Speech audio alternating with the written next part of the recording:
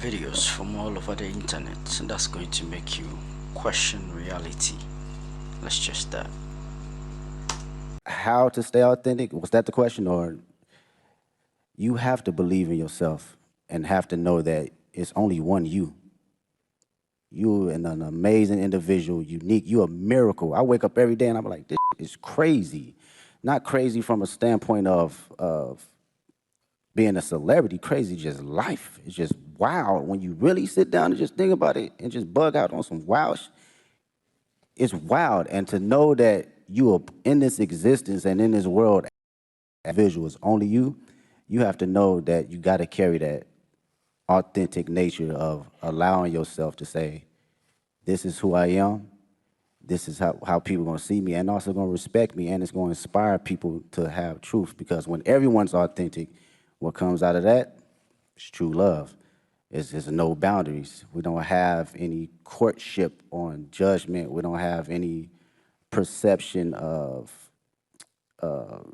being able to ridicule anyone, because you showing up as your true self, I'm showing up as my true self. And carrying that nature, it take you places. Elon Musk discovered why we are all broke. Elon Musk, who some people like him, some don't, but he's not a dummy. He's a very successful business person. He's got a top secret security clearance. President Trump issued an executive order, and he turned to Mr. Musk and he said, Mr. Musk, I want you to do for me what I said I was going to do in the election. I want you to go through all the spending. But I'll tell you what Mr. Musk discovered.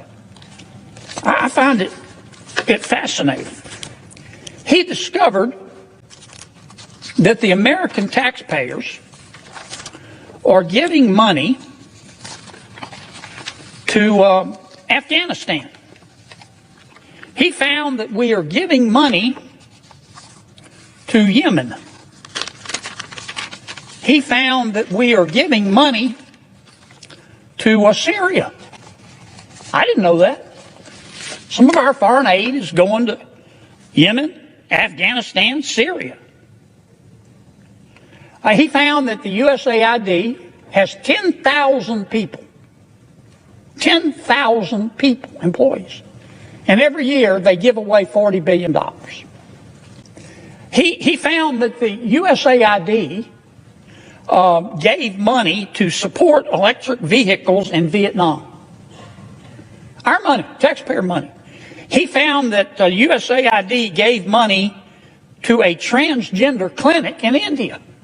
I didn't know that. I bet you the American people didn't know that.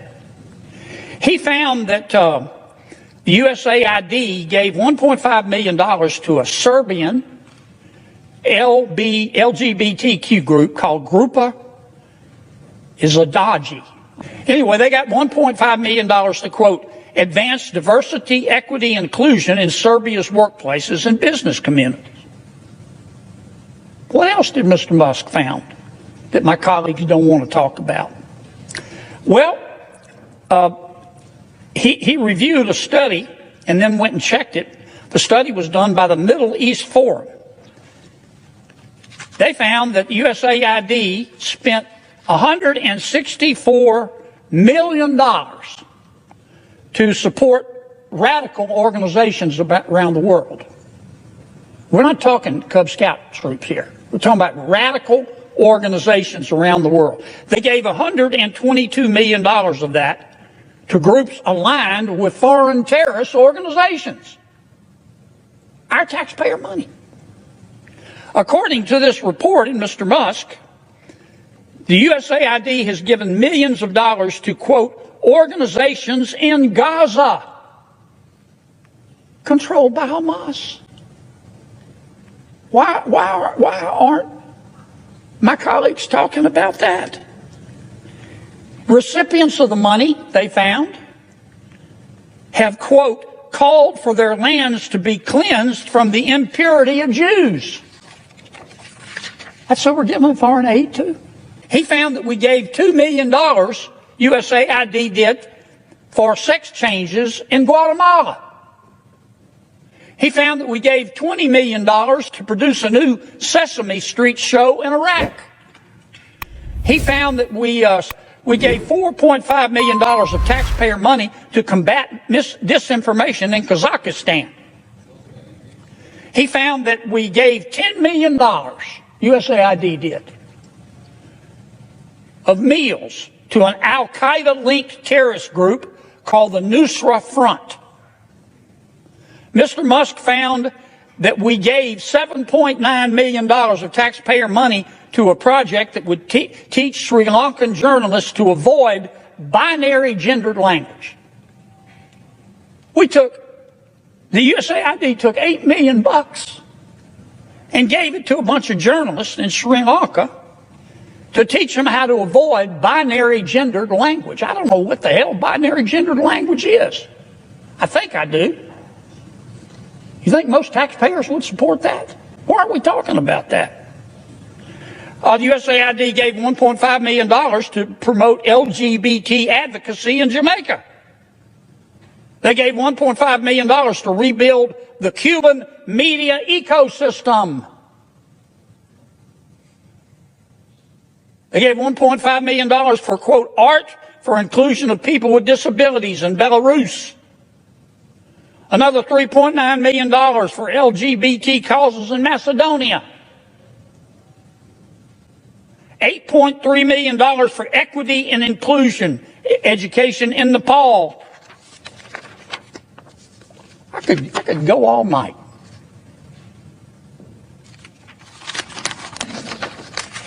And many of my colleagues are upset. They're really mad at Mr. Musk. Hell, I think we ought to give him a medal. Colombia's president just had one of the wildest takes ever. He just said that the white powder is no worse than whiskey, and it is only illegal because it's made in Latin America. That's one of the top takes of 2025. Now, he also went on to say that science backs up his claim about the white powder. He says that the harmful trade in substances could be dismantled if they would just sell this substance like they sell wine.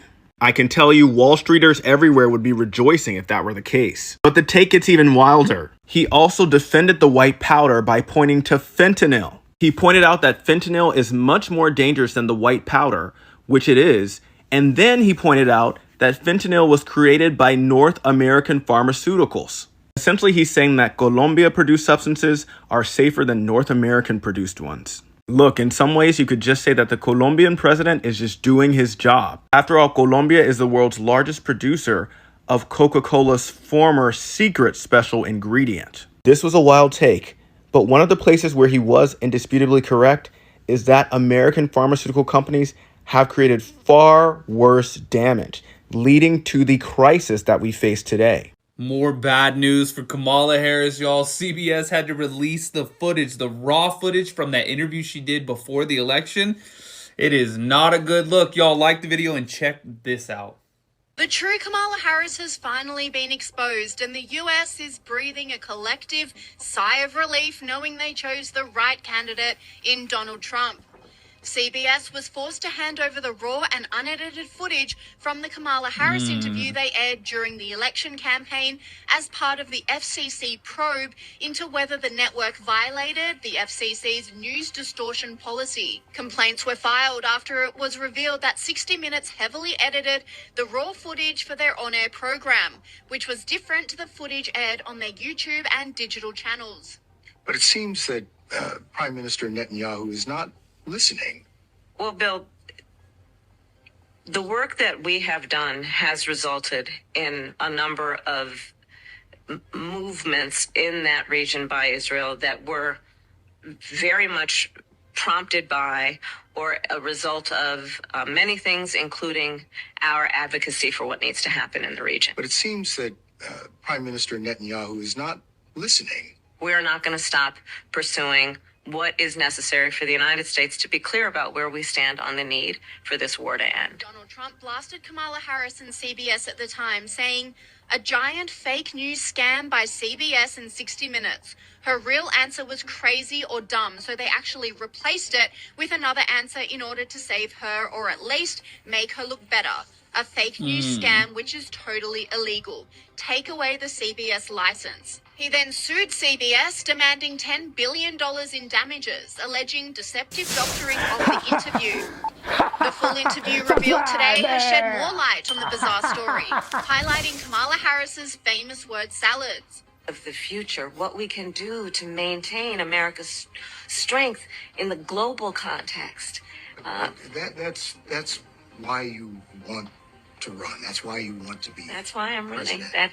That and some other reason. Harris also scolded a staffer mid-interview. Anniversary of the Hamas attack on Israel. October 7th. So let's just start with Israel.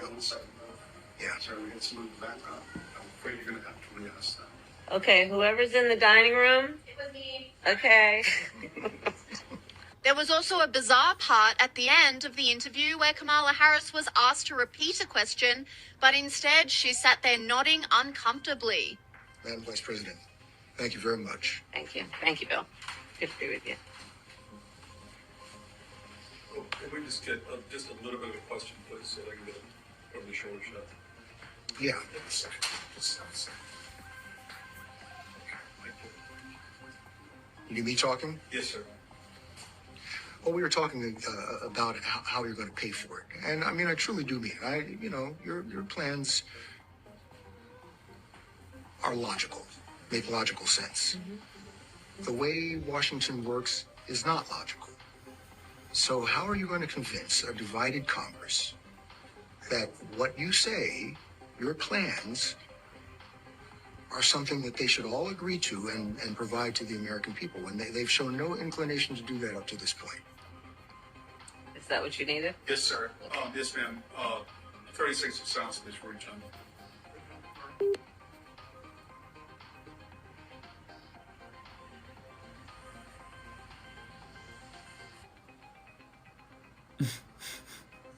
Oh, well. And this commentator made a side-by-side comparison of an edited and unedited answer, which shows the true extent of the distortion. Would you meet with President Vladimir Putin to negotiate a solution to the war in Ukraine? Not bilaterally without Ukraine. No. Ukraine must have a say in the future of Ukraine.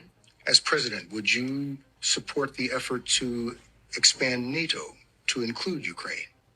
Those are all issues that we will deal with if and when it arrives at that point. Right now, we are supporting Ukraine's ability to defend itself against Russia's unprovoked aggression. Donald Trump, if he were president, Putin would be sitting in Kyiv right now. He talks about, he can end it on day one. You know what that is? It's about surrender. Would you meet with President Vladimir Putin to negotiate a solution to the war in Ukraine? Not bilaterally without Ukraine. No.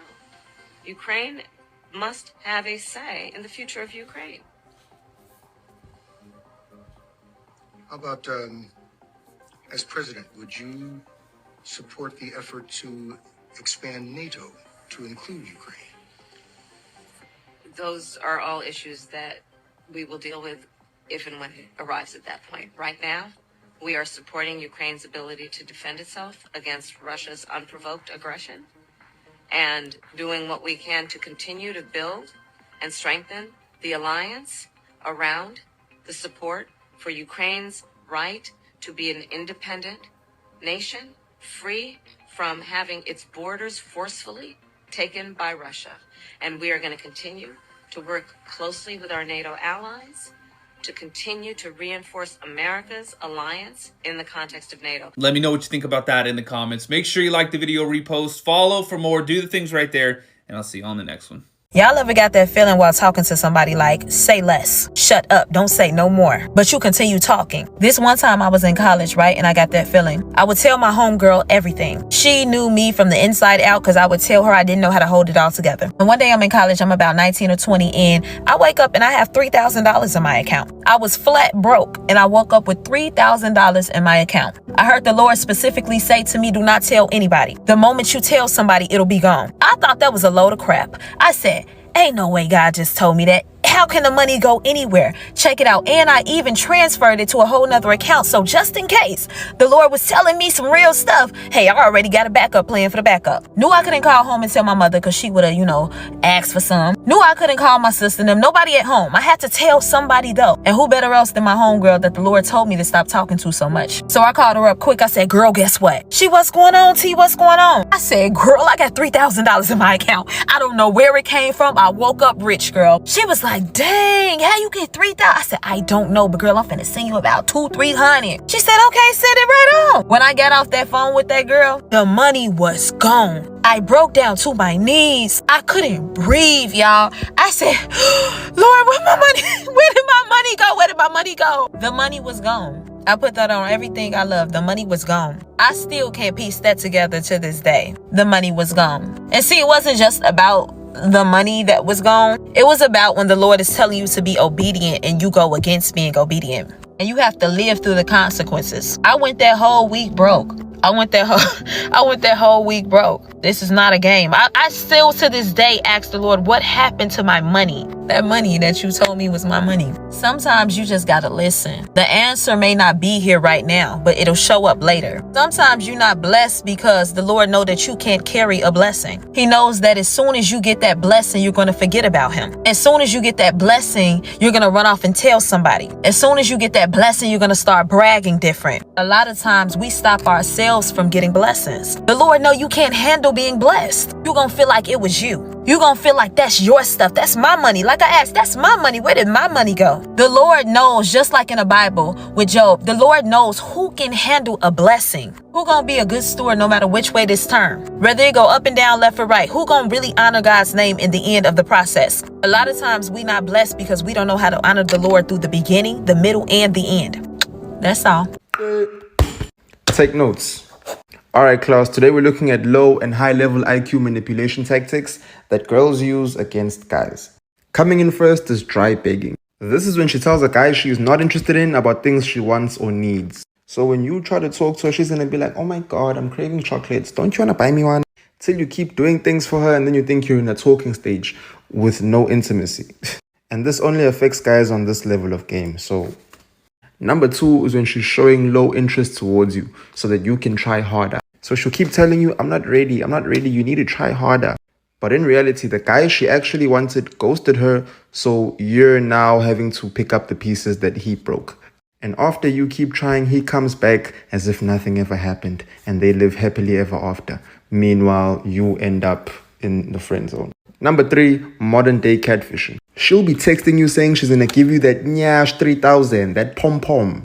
When it's time to get to work, she's in Japan. Periods. Number 4 is when she says she doesn't do all these dating thingies. She's not there. But then in order for you and her to have anything going on, you need to take her on multiple dates that you are paying for. Here's 2 Rand for hope. Number 5 is when she gives you the silent treatment in order to gain your attention. So you're trying to be funny. Best believe I'm not gonna fall for that, hey? If you try to play those games with me, I'll tell you for free. I like blocking people. I like it! Number 6 is when they make a low investment so they can get things of a higher price from you. So she'll buy you socks and then ask you to fill up her Shein cart. And then when you say no, she's going to be like, but I bought you socks and you're not even going to fill up my Shein cart. Do you think I don't know how to count? Then she makes a TikTok video about staying away from broke guys. Because it's easy content. Story time, but there's no bag. Next video, high IQ level. Stay tuned. There's no way I could express the frenetic intensity of copying that they would do on everything that we would roll out in China. And it was so epically intense that I basically had a massive amount of respect for their ability to copy what we did. I just couldn't believe it. We would do real hard work, make it we'd dial it and it would be epic and it would be awesome. We'd roll it out. And then like 2 weeks later, boom, they've got it. A week later, boom, they've got it. And of course, I use that to drive our team. And there's so many great stories. I mean, we had like 400 Chinese nationals in Silicon Valley. At our offices in San Francisco, we had a whole floor for the China growth team, and it was primarily Chinese nationals. We had billboards on the 101 in Silicon Valley in Chinese, Uber billboards to join our team in Chinese to serve the homeland, right? It was like an all-out war. It was really epic. It was epic. And by the way, when you went to that floor in our office, you were in China. Like they rolled China style. Like That's the awesome. desks were literally smaller. Like the Elbow to density elbow. of the space was China. Okay. So, but what happens is when you get really, really good at copying and that time gets tighter and tighter and tighter and tighter and tighter, you eventually run out of things to copy. And then it flips to creativity and innovation. Now at the beginning, you know, it's sort of all over the place. Like the kind of innovation when it was new was like, what? You know, you're like, really?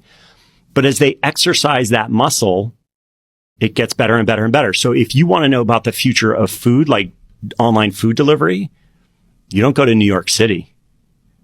You go to Shanghai. Right? What's an example of like something really innovative they're doing? Doesn't Meituan do drone delivery and stuff?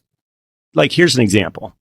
If you went to offices like, let's say, Shanghai, Beijing, any of the major cities, Hangzhou, etc., the office buildings have hundreds of lockers around their perimeter. So that everything that you get, whether it be food or anything else, but especially food, is just the couriers drop them off in these lockers at the office buildings. And then there are a whole other set of people that are sort of like inter-office runners that then bring it to your office. As an example, like, and when you see it, you're like, and it's epically efficient. And it's, you know, they're taking advantage of their economics on labor and things like this. It wouldn't exactly work that way here. But a lot of the innovation you will see coming out in Uber Eats or DoorDash, like the stuff that's coming out now is stuff that existed 3 years ago, 4 years ago in China, maybe longer. So like eventually you cross that threshold of copying and you are innovating and then you're leading. And I think we see that in a whole bunch of different places. Yeah, here's a look at these smart lockers that you can see. You're just available for sale when you go online. But yeah, these things are crazy. And you've experimented with those as well. Didn't you have like a commissary concept in DTLA? Well, look, so we got a couple things. So we have in every one of our facilities, and we've got, you know, hundreds of them. We'll have lockers there. So the courier then waves their phone in front of a camera. The right locker pops open. They get the food from there and they go. The courier pickup is asynchronous from production of food. You don't have lines anymore. There's no more lines, which then speeds up delivery, shortens the amount of time, it reduces how much money you spend on couriers. And we've got a whole other thing. This doesn't work it probably wouldn't work in China because, well, for a lot of reasons, but let me explain what it is. It's called Picnic, where if you are in an office building, you order food, you go to a website, you order whatever it is from 100 different restaurants. Those restaurants happen to be in my facilities. And there'll be one courier that goes to one of our facilities and picks up 50 orders at a time, brings it to an office, there's a shelf on every floor. You get notified when your food arrives, and it arrives the same time every day. And you just go to the shelf, get it on your floor and dip it right back into your meeting, saving people time at the office, giving them selection on food, especially in food deserts. But even going, like there's a Sweetgreen right down there in my office right now. I could save 20 minutes by just using our own service versus doing that. And you get it at the same price because the courier economics, the courier is delivering 50 orders at a time. So courier costs go basically to zero. Did you guys see what happened to Japan? Check this out, y'all. This right here is in the region of Yuki no Otani, also known as Snow Corridor. Now, this is what it's looking like right now, y'all. When there is no snow, this is what it looks like. So Japan woke up to some record-breaking snowfall. If you walked around outside in Japan, you would see the people looking like ants around the snow. That's how high the snowfall was. This place received 4 to 6 feet. Yes, y'all, 4 to 6 feet of snow. I mean, look at this, y'all. Now, the crazy thing is, Japan received more snow than Canada, y'all. Look at this car, y'all. Oh my goodness, this is crazy. It's a huge blanket of snow just covering the whole city. So all of this snowfall took place in as little as 12 hours. 12 hours, they received about 6 feet of snow. And now they're experiencing the temperatures of negative 12 degrees over there, y'all. I mean, how do you deal with this? Look at that. That's the LED lights flashing like that. Y'all see that? Wow, the pole shift is here, y'all. Let me know what you guys think about this video. Let's continue to get it. Peace. So here's a fact that sort of terrifies and excites me all at the same time. Some of the biggest lakes on our planet are hidden beneath miles and miles of ice in Antarctica. Exhibit A, Lake Vostok, which is under 2 miles of ice, is 3,000 feet deep and is the size of Lake Ontario. That's a lot of lake. Now imagine all the deep sea creatures that are living inside that lake. And just remember, whatever life is living inside this lake hasn't seen the light of day for 15 million years. That's gonna do something to you. And by the way, the water in the lake is not frozen, it's still liquid, despite the average temperature in the area being around negative 60 degrees Celsius for most of the year. And that's because ice is actually a great insulator. Plus, Earth is always giving off some sort of heat from its molten core. Now, John Priscu is a polar scientist, and he studies life forms inside of these deep ice lakes like Lake Vostok. And one of the questions he studies is, how do these organisms survive without getting any sunlight? Well, get this. Remember our old friend Dark Oxygen, aka Doxygen? Turns out these microbes are getting their energy from the rocks. And this is wild because for the longest time, biology just skipped over Antarctica thinking there was no life, no biodiversity there. But that couldn't be farther from the truth. There's an entire ecosystem teeming with life that is totally unique to anything else that exists on our planet. And what's even more wild is that the nutrients that are produced as byproducts of this energetic extraction by the microbes fertilize the Antarctic continental shelf and to the rest of the world's oceans. Because yes, despite being buried under miles of ice, these lakes flush out to the ocean. So what does that mean? It means we have this gigantic hidden ecosystem that is potentially shaping the rest of the planet with its water and unique biodiversity, and the study of how this is influencing the rest of the Earth has just begun. What's really interesting is that John collaborated with NASA to see if Jupiter's moon Europa has water on it.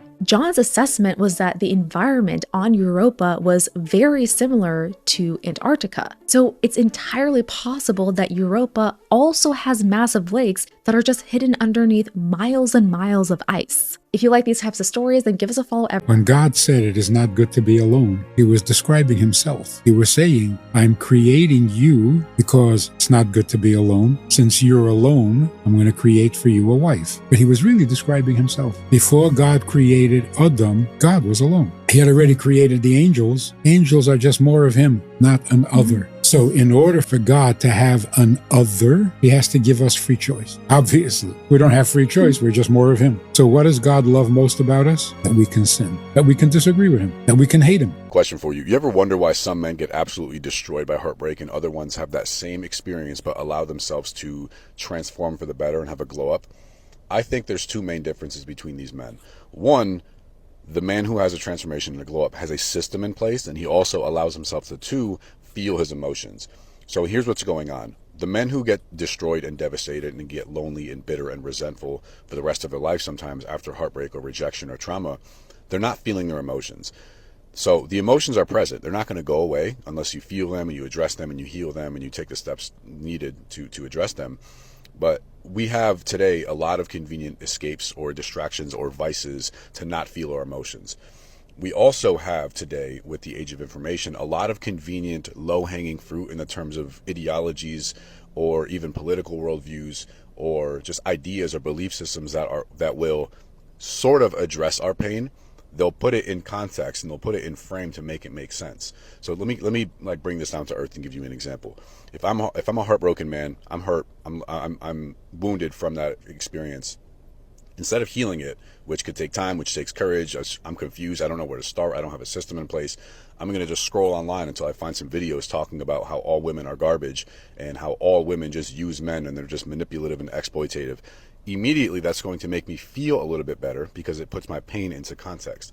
But I'm not actually healing. I'm just giving myself an excuse to cope with the negative emotions so those can temporarily go away and I can continue with my life. No healing is taking place. This is why you see men in their 30s, 40s, 50s even at the same emotional age they were when their heartbreak or rejection or when their crush curved them. They're the same emotional age as when that happened, right? You have grown-ass men moving like 16-year-olds. Like, take away the image and look at how they talk, look at how they type, look at what their interests are. They're indistinguishable from a teenager. That's not the path you want to go down, I promise you. So the other alternative path is you have to have a system in place, which, quick side note, by the way, I'm actually building a entirely free community with a free course in there from how to exactly every single step I did from turning my heartbreak and mental health obstacles into healthy transformation, a glow up, all of that stuff. DM me for the information with that. But the men who go on to make transformations and glow ups, they have a system in place, but more fundamentally, I think the difference is between the two men is the men who have a change are going to feel their emotions. They're going to have the courage to actually address, okay, how am I feeling right now? Yes, this is uncomfortable. Yes, there's no immediate action I can take toward it. I just have to sit in this. Maybe I got to cry. Maybe I have to reach out to somebody. Maybe I have to apologize for something. Maybe I have to apologize to myself. Maybe I have to treat myself better, etc. But that all comes secondary to the choice of feeling your emotions. We want South Africa to be leading in the commercial production of products such as hemp and cannabis, a product that is so well known in the Eastern Cape and KZN. Hey, why Jesus? Jesus is the reason why we are here today, bro. I believe in my Lord and Savior Jesus Christ. Whatever hard time I'm in, I always lean on Him. And we're all flesh. We sin, and all sins are equal. But He looks down on us as me of a proud son, and even when I make mistakes, He still loves me. My faith is everything to me. But my favorite verse is Romans 8:18. The pain you have been feeling cannot compare it to the joy that is coming. He made the ultimate sacrifice. Had His Son die on the cross for our sins. He didn't have to do that. That shows the type of love that He has for us. Favorite Bible verse? John 13:7. You may not know now, but later you'll understand. A lot of people look at Christianity like you have to be holy to be in it. Come as you are, and Christianity is for the unholy. And Jesus makes you holy. He clothes you in righteousness. So what He did for our sins is something that I will always be in debt of. Even when we stumbling and falling, He's still gonna hold us up and show us the right way. What He did for our sins is something that I will always be in debt of. It doesn't matter what your life may look like right now.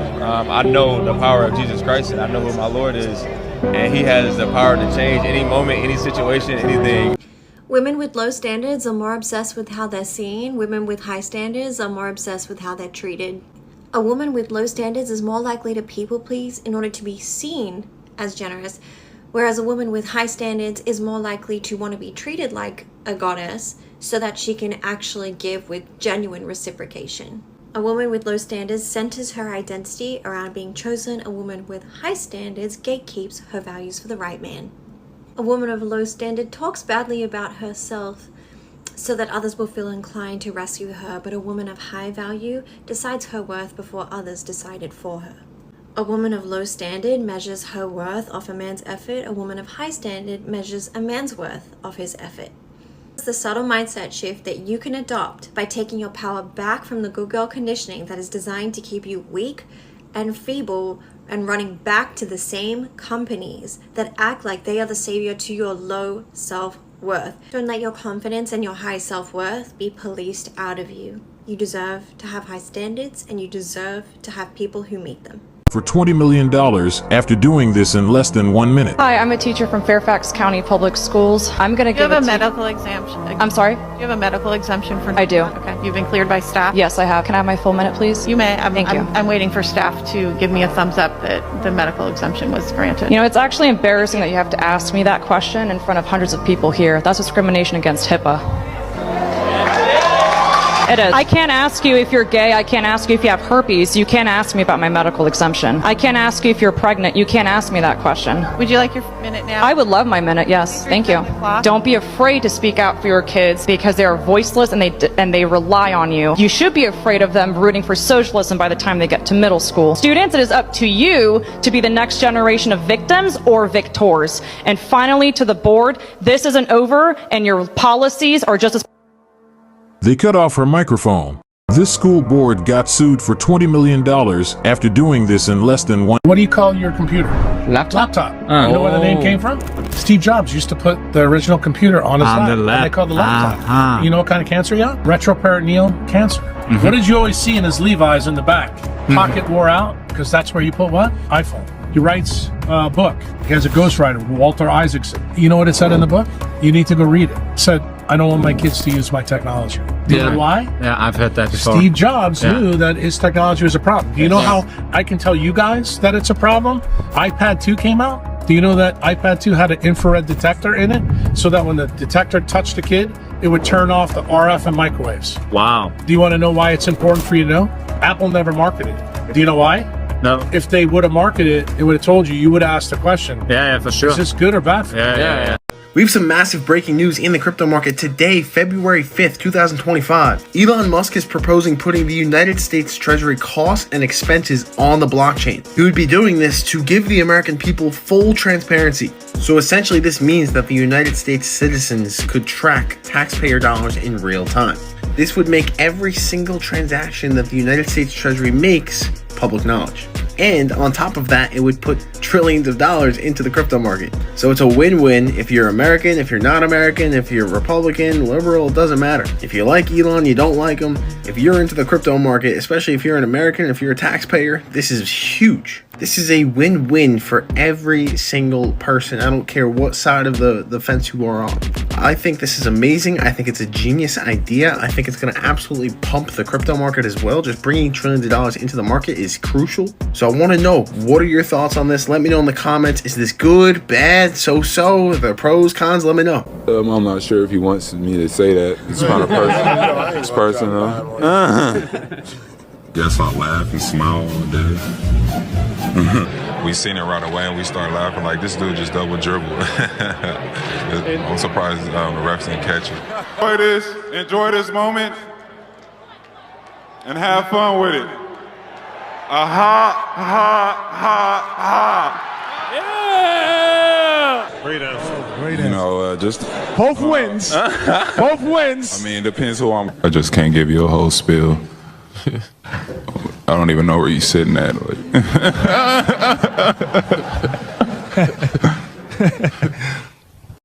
20 points, 14 rebounds, 3 steals, 3 blocks, 3 assists. Kawhi Leonard, who are you, man? Kawhi Leonard.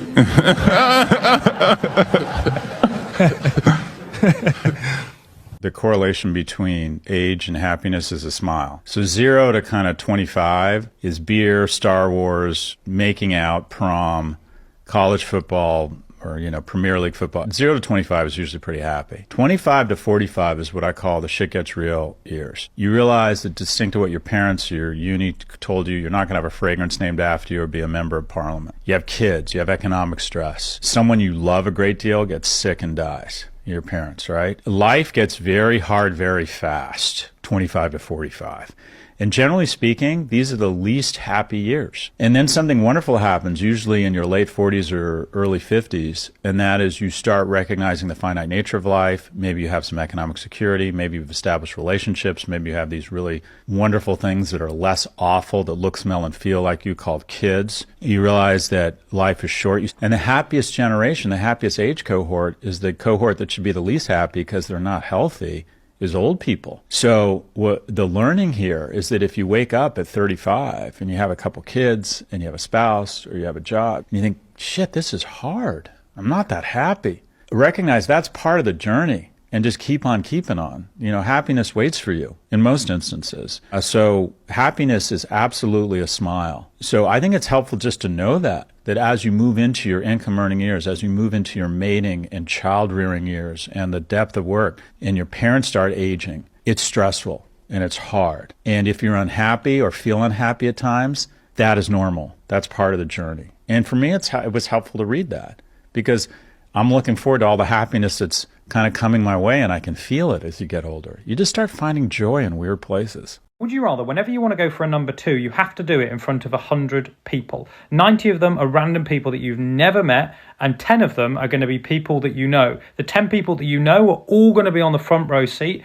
and they're all going to be only a metre away from you going to the toilet. But this is only going to be number 2, so it won't be that frequent. If you go for this option, it is going to be transported to a random country in the world. You don't know where it's going to be, and it's every time that you wake up, you're going to be transported to that random place. But every time you do it, you get £1,000. For the number 2 option, this is going to be only for a year. And if you complete this option for an entire year, you'll walk away with £500,000. So, I mean, most people, I think, probably have a number 2 once a day. Maybe some of you more, maybe some of you less. But you're going to be pretty much seen public, going for number 2, every day, every few days, but you get £500,000 at the end of the year. Yes, slightly embarrassing, but that's a hell of a wad of money. This one, you get to experience and travel around the world, but you'll be quite confused and you don't know where you're going to be dropped in the world. So you're going to have to be spending quite a lot of time figuring out where the hell you are and how to get home. How to distinguish Asian accents. The Chinese accent sounds like a frustrated ambulance. Stay with me. You know how a siren sounds? Ow, ow. Now imagine, then I go faster, and some people don't know what I'm saying. That's the problem. Aiya. The Korean accent sounds like sleepy drums. Positive. Please you eat breakfast because everyone should be very fit. Don't fight me on this. The Vietnamese accent deletes a bunch of consonants, so it sounds like their voice has bad reception. You don't like my English? What I supposed to do, man? I can't control. Better just shut up and eat the McDonald's cheeseburger. What a bullshit. And the Filipino accent sounds like their mouth is cooking popcorn. I live on the 4th floor facing a 7-Eleven. My family, they're beneath me on the first level. Hey, don't give my friend peanut butter or she cannot breathe. Some of you don't realize this, but Canada is not built for single people to thrive. Canada is built for couples and families to thrive. You know what I learned after coming to Christ? That men become great by the principle of time conversion. Time conversion. Okay. Men become great by the principle of time conversion. Yes. Okay, let's break it down. Time conversion is a principle that states that I will only trade my time for value. Because time can give you anything. Time can give you value or time can give you garbage. And if you give your time to garbage, you're going to get plenty of garbage. But if you give your time to value only and refuse distractions, you will become great. And guess what? As you continue to give your time in exchange only for value, something interesting starts to happen. It's called compounding. Your life begins to compound. And what is compounding? Let me ask you a question. What would you rather have? $1 million today or a penny doubled daily for the next 30 days? Hapo umenipoteza kidogo juu $1 million kidogo. A penny compound. We pay you $1 million cash. Okay. Or a penny, 1 cent, 1 American cent, 1 cent. Doubled every day. So 1 cent today, 2 cents tomorrow, 4 cents the next day, etc. Would you rather have $1 million right now or a penny doubled for the next 30 days? I'm looking at a penny doubled for the next 30 days. When it gets to how much? Give me $1 million, bro. Let me stay. Pretty, where you? Bro, I feel like it's a trick question. A penny doubled for the next 30 days is over $3 million. Yes. Ai babu, kwani unapiga hesabu zako aje? A penny doubled for the next 30 days is over $3 million, bro. And that's why I'm telling you about the power of compounding. Like when you do the same thing every day, when you trade your time for value every day. Ask AI, ask artificial intelligence, what is a penny doubled for 30 days?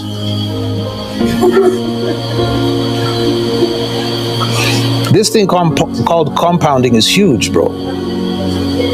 Now just imagine people are compounding in the opposite direction. They're in the club. They're drinking. Oh, wow.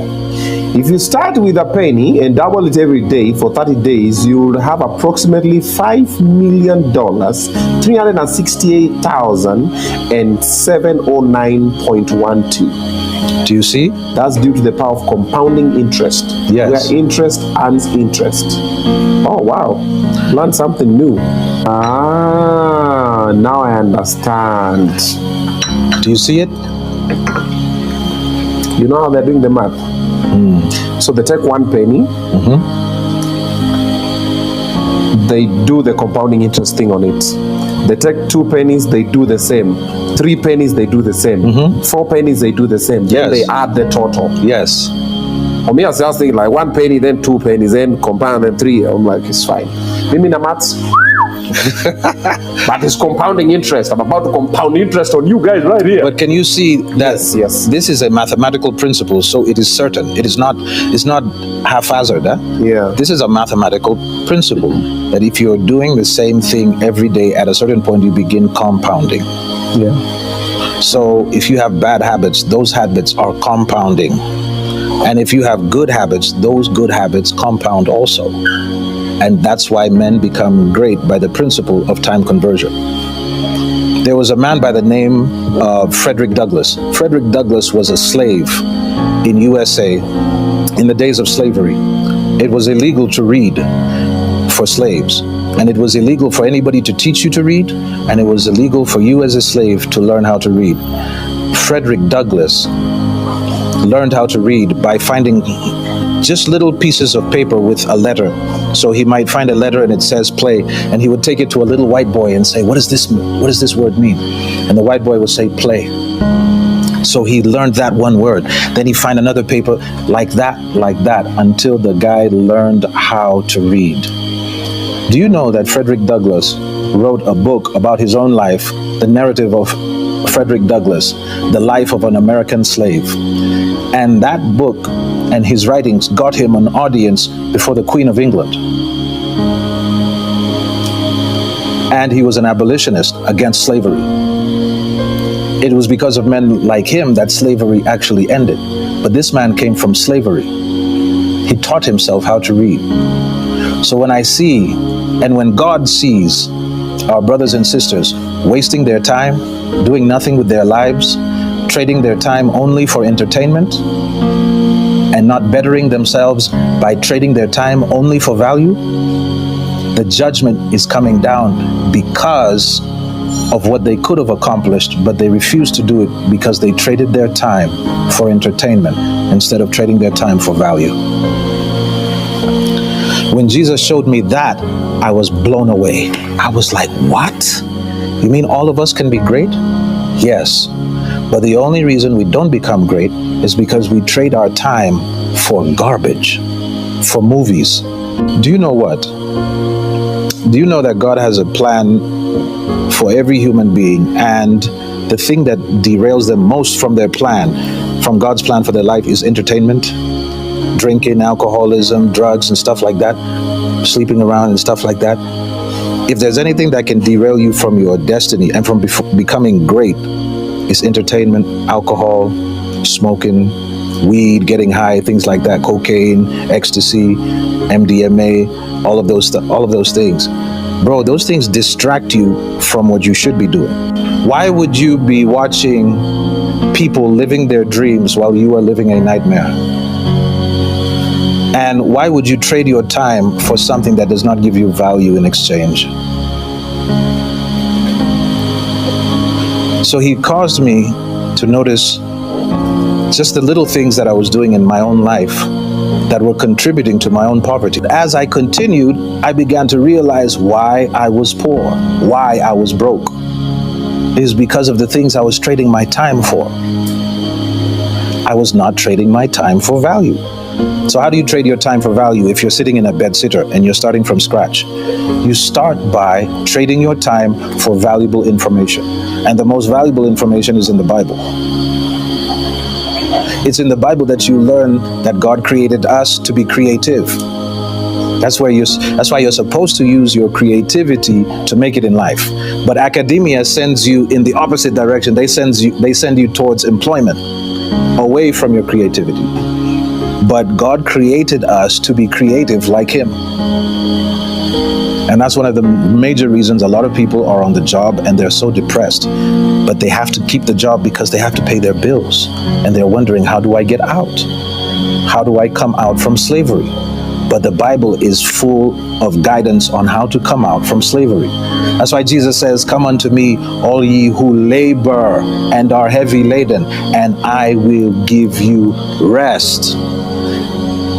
He's telling you that there's a way of life that you can live without Him, or there's a way of life that you can live with Him. And the version of you that is without Him is a slave. So the more I spent trading my time for value, the more my mind was blown. The more I realized that a lot of our suffering on this continent is self-imposed. And not just on this continent, it's worldwide. A lot of our suffering is self-imposed. I mean, I can understand if you come from poverty as a child, but if you have been an adult for any space of time, you have options. There are websites now like pdfdrive.com. I don't own that website, so I don't know who owns it. pdfdrive.com. It has over 90 million books, ebooks that you can download free of charge. Harvard University, Cambridge, UCLA, Yale, all of those universities combined do not have that many libraries, that many books in their libraries.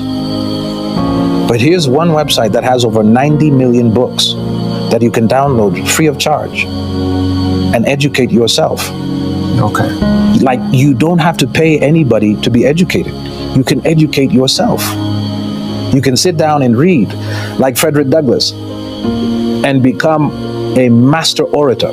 You can become, like, just by the principle of time conversion, you can become great, man. Anybody can become great. And this is the principle I've been applying, and I'm like, dude, having more opportunities here than a lot of people in America. And I'm in Africa. Okay, I want us to talk about that one. When you... Oh my gosh, just look at this. Okay, so let me get this straight. 2 astronauts, right? Suni Williams and Butch Wilmore went out for a space mission, an 8-day space mission, back in June. They get trapped out in space on accident, wasn't planned. But they just posted a picture today wearing Christmas hats. Lock in, okay? Let me explain this to you. They went out for an 8-day mission back in June. 8 days back in June. Today, since they're still trapped out there, they sent us a picture to be like, hey, we're doing all right. Why do you have Christmas hats on? Where did you get them from? Where did you get the Christmas hats from? Listen, I'm not a conspiracy theory. I'd rather just have the answer. But 2 things don't add up to me. If the mission was only 8 days back in June, there's no reason for them to have Christmas hats in December. How would they have Christmas hats? The mission was supposed to be 8 days in June. You were supposed to be back before Christmas. There's no reason for you to have Christmas hats. Now also, if you're telling me they're sending them supplies, why would you send them Christmas hats? They're trapped out in space. They want to come home. And you're sending Christmas hats? Something ain't adding up. I don't know exactly what it is, but something not making up. Something not adding up. Something not adding up. I don't know what y'all doing. Something not making no sense. This police officer just asked Ken Carson why he wears an upside-down cross. This is a very famous rapper, and keep in mind, he also has a pentagram tattooed on his chest, and he's in a record label called Opium, and every single person in this record label wears an upside-down cross. Gotta ask, why the cross upside down? Like, I grew grew up in the church and stuff, right? But like, I know there's a lot of crooked stuff going on in the church. Yep, that's historically factual. So like, me growing up and realizing it, like the upside down cross, St. Peter got buried upside down. I mean, crucified upside down. Yeah. Because he felt like he wasn't as worthy, and he was like, "No God." So it's almost the same as if I hung a flag upside down. I don't know. What is a flag upside down? Distress. Basically meaning something's not right. Come help. Nah, hell nah. It's like I'm no God. Okay. Like, not blasphemy or like dissing God. It's more like I'm not Jesus Christ. No. You have your own outlook. Yeah, I get it. There are some prophetic words that if you share them, you can bring delay for everybody else. Listen to me. If there's a cryptocurrency that's going to make everybody multimillionaires overnight, and then Brother Josh, who plays the keyboard at church, hears about this project, but he's only just recovering from a pornography addiction, and he's also maybe just recovering from a gambling addiction. The prophecy might be accurate, but if Josh hears that prophecy and he invests, is that the right timing for him to become a millionaire? Is he not still under spiritual rehabilitation, where he's regaining his strength and focus? And for the sake of Josh, God will delay that coin from moving or delay that investment from working until Josh leaves. Not because God doesn't want Josh to succeed, but because it's not the right time for Josh to receive that sort of lifting. Yes, because if the boat is supposed to be heading to Tarshish, but Jonah's been sent to Nineveh, the moment Jonah comes on the boat, he delays everybody else from arriving at their destination. So there are some things you share them, and even though they were supposed to happen, because they were shared prematurely or they were shared carelessly, God has to delay. If there's an investment, if there's an opportunity, but there are more Egyptians with their hands than the children of Israel with their hands on, or that advancement only gives the Egyptians greater strength over the children of Israel, so then the matter is disclosed for a moment. Settled matters, unsettled matters. Listen, bro, I would rather die alone than be with a woman who's a narcissist, egotistical, and can't communicate. Let me tell y'all something, bro. In 2025, okay, that is literally 95% of women. They're narcissistic, they attention fiend, they drain other dudes' energies, and they don't know how to communicate. And it fucking sucks, bro, because, you want to be in a relationship, you want to, have a girlfriend, or, you want to just, as a human, right? But these women, bro, are just so to the core, bro, inherently evil sometimes, man. And it sucks because, like, that you can't, be with these women, but you want to be in a relationship, you want to be, as a human, you want to feel loved, you want to be loved, etc. But it's like, you can't be with these women. So you're just so frustrated because you can't be with them because they're like this. And then you're also lonely and frustrated and just, you want to feel loved. Sad world we live in today, guys. Don't open yourself up to anyone and everyone. Some people you'd never allow inside your home. Some people you'd allow inside your home, but never in your living room. Some people you'd allow in your living room, but never over for dinner. Some people you'd have over for dinner, but never into your bedroom. Don't let just anyone in. Because remember, it's okay to have boundaries. There's still some people out here who think that you don't know that they betrayed you because you didn't say anything to them.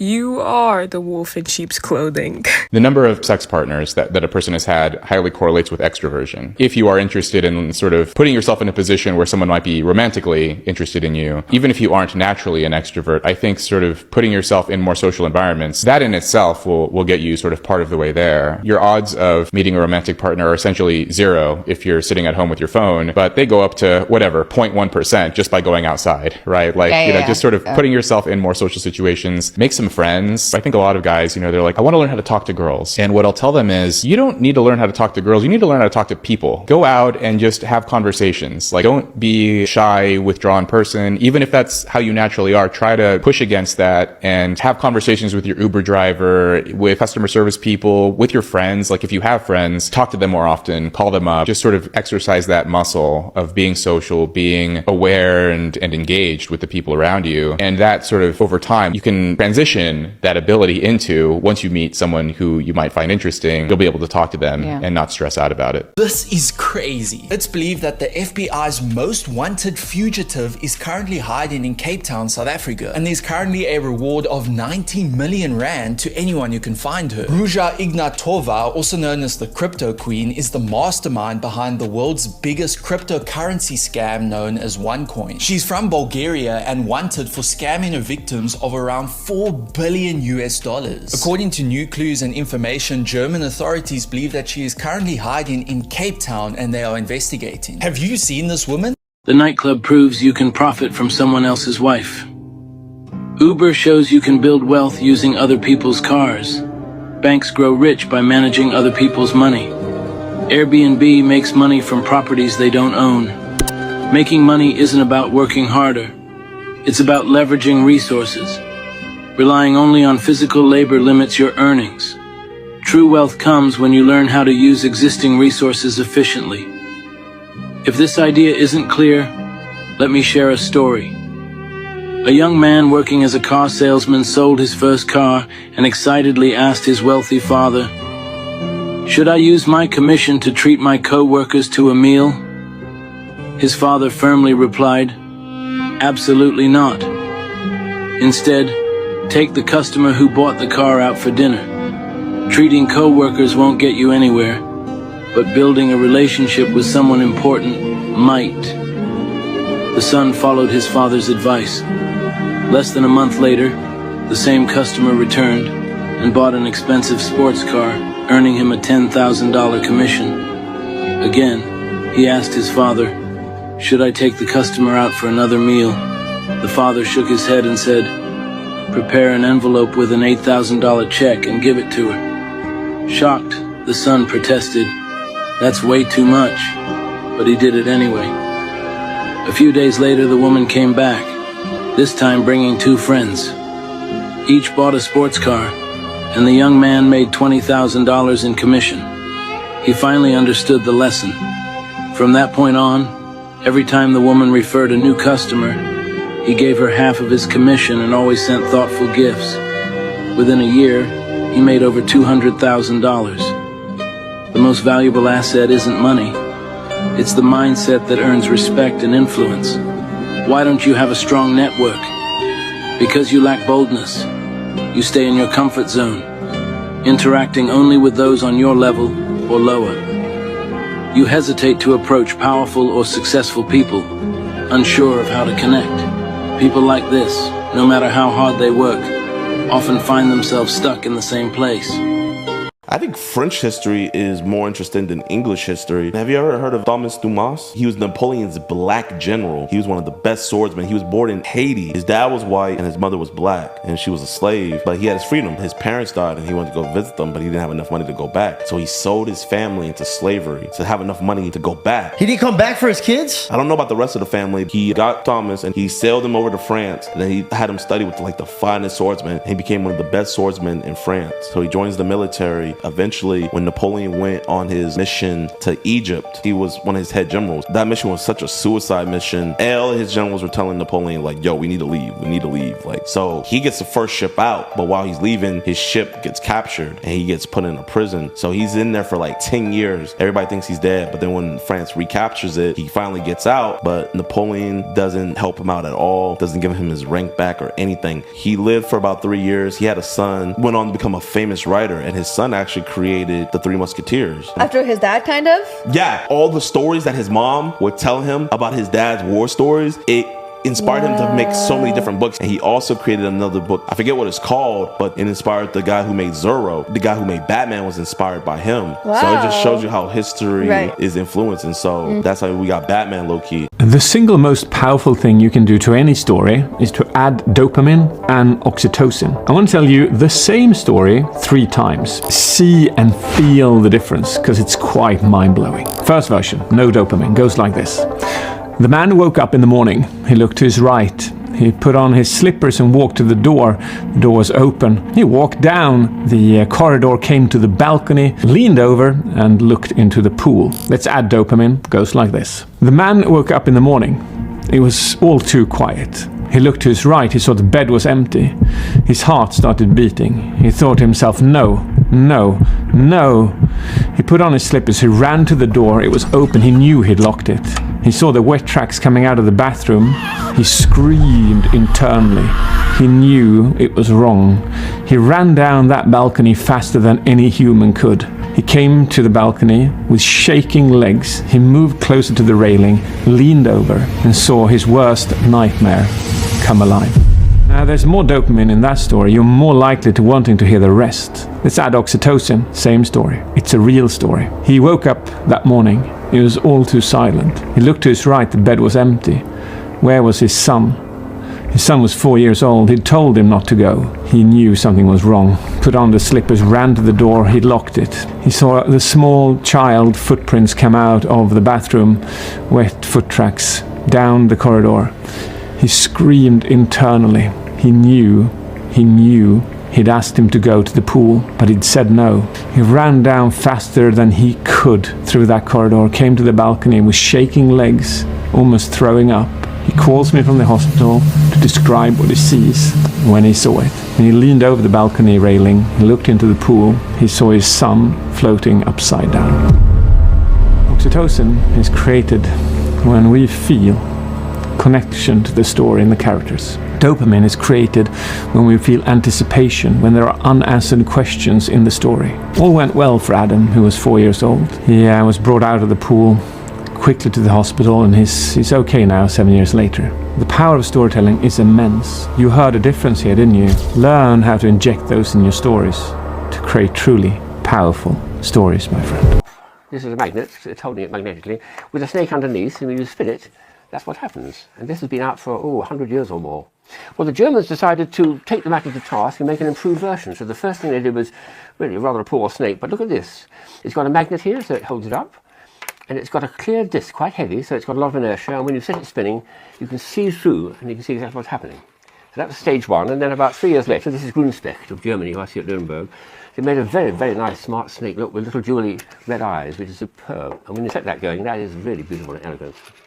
That's probably the best of the magnetic spinning top snake toys I've ever come across, I think. Very, very nice, and a huge improvement from this one. But there we are, things are always improving as they go along. This genius psychologist was on the verge of giving up until he discovered one mindset shift that changed everything. William James, the father of American psychology, battled crippling depression in his 20s. He felt like life had no meaning, no purpose, and he was stuck in despair. But then he had a breakthrough. He made the decision that for 1 full year, he would accept responsibility for everything in his life and choose to take action no matter the circumstance. And guess what? It worked. His mindset gradually shifted, his depression lifted, and he went on to revolutionize psychology with his work on pragmatism and the power of belief.